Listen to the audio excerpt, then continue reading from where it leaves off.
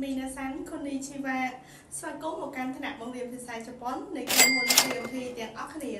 ជួបគ្នាជាមួយនឹងខ្ញុំនៅថ្ងៃនេះនឹងមកបង្ហាញអំពីគ្រឿងអេឡិចត្រូនិកជាភាសាជប៉ុនចំនួន5ពាក្យ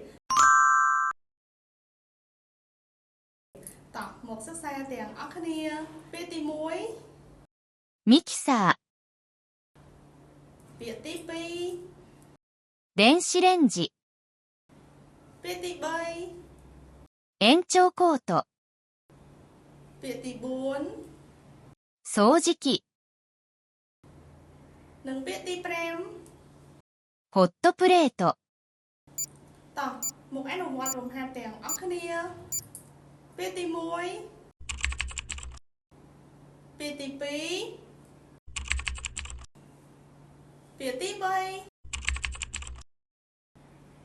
ពាក្យទី4និងពាក្យទី